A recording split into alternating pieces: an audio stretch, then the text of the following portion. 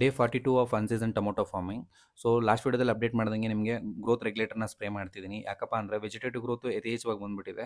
So ಇದನ್ನು ಮುಂಚೆನೇ ಮಾಡಬೇಕಾಗಿತ್ತು, ನನಗೆ ಇನ್ಫಾರ್ಮೇಷನ್ ಇತ್ತು ಮಾಡಬೇಕು ಅಂತ. ಈ ಸೀಡಿಗೆ ಪದೇ ಪದೇ ಮಳೆ ಬೀಳ್ತಾನೆ ಇತ್ತು, ಆ ಕಾರಣದಿಂದ ಫಂಗಿಸೈಡ್ ಹೊಡ್ಕೊಂಡೆ ಸುಮ್ಮನೆ ಇದ್ದೋಗ್ಬಿಟ್ಟೆ.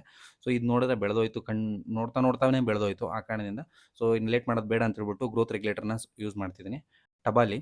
ಸೊ ಇದನ್ನು ನಾವು 30 ml 200 ಲೀಟರ್ಗೆ ಹಾಕೊಂತೀವಿ. 100 ಲೀಟರ್ ಸ್ಪ್ರೇ ಮಾಡ್ತಿದ್ರ ಕಾರಣದಿಂದ ಸೊ ಬರೀ 15 ml ಹಾಕ್ಕೊಂತಿದ್ದೀನಿ. ಸೊ ಅದ್ರ ಜೊತೆಗೆ ಕೊರೋಜನ್ ಟೆಕ್ನಿಕಲ್ಲು, ಲ್ಯಾಂಬ್ಡಾ ಇರುವಂಥದ್ದು, ಇವೆರಡು ಕಾಂಬಿನೇಷನ್ ಇರುವಂಥದ್ದು ನಾನು ಸ್ಪ್ರೇ ಮಾಡ್ತಿದ್ದೀನಿ, ಪ್ರಳಯ ಅಂತ ಹೇಳ್ಬಿಟ್ಟು.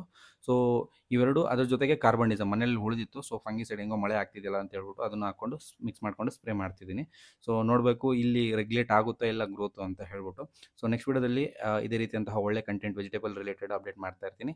ಅದಕ್ಕಾಗಿ ಮೆಟ್ಲಾಕ್ಸೆಲ್ ಮ್ಯಾನ್ ಪೇಜ್ನ ಫಾಲೋ ಮಾಡ್ಕೊಳ್ಳಿ. ನೆಕ್ಸ್ಟ್ ವಿಡಿಯೋದಲ್ಲಿ ಸಿಗ್ತೀನಿ. ಜೈ ಜವಾನ್, ಜೈ ಕಿಸಾನ್.